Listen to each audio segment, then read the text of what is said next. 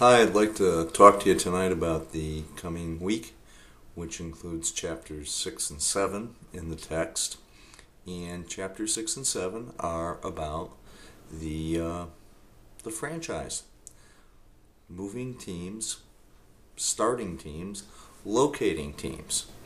And the first chapter, chapter 6, we talk about the market for teams and a very, very controversial aspect of pro sports.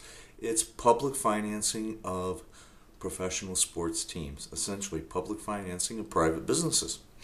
And we see this all the time. There's tremendous debates that go on every time a team wants to locate. We'll hear people talk about teams holding a city hostage until they get what they want. We've seen moves in recent years for teams to move to more private financing of their facilities. It's a very interesting, very important topic, and that's what Chapter 6 is going to address. Chapter 7 goes on and looks at the costs and benefits of a franchise to a city. And as an interesting sidelight, the first offering of this class, Sport Economics, on campus in the fall of this past year, we actually looked at that chapter first beyond anything else because we were asked by the Chancellor of the University, Dr. Tom Sanf, to prepare an economic study of what post-university means to Waterbury, Connecticut, with an eye towards developing perhaps someday a new athletic facility right here at Post.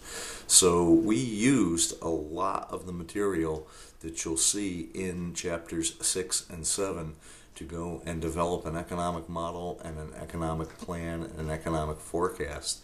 The study shows what Post means to Waterbury. Second half of what I want to look at tonight too is the midterm assignment.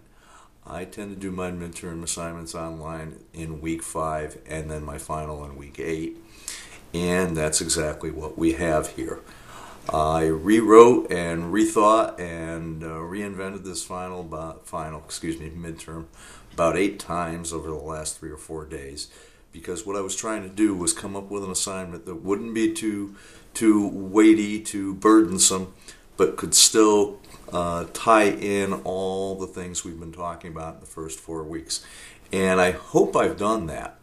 So you'll see in Unit 5, there's a link, an assignment link, and I'd like you to post your assignment right into that Blackboard link. It's very, I think, self-explanatory, but I'm trying to tie again all these factors from the first 4 weeks together. Simply put, you're the owner of an NBA franchise. There's 10 games to go in the season. You're that team that might or might not get the last playoff spot in your conference. What do? Do you make the big push and try to nail down that last spot? Or do you just tell the coach pretty much play the rookies, bench the veterans, tank it, mail it in, and we'll play for that draft pick and see how we do next year? What I want you to do in a very concise, and by concise I mean 2 to 3 pages. I know that to some people that sounds like a lot, but it's not really very much. Give me your decision. What do you do? Do you make the playoff push or do you mail it in? Except I would like you to make your reasoning entirely economic. What are you doing and why is it for the economic good of the franchise? So what you've got to consider is what type of revenue sharing does the NBA use? Remember, the NBA uses a reverse order draft. The whole idea of competitive balance.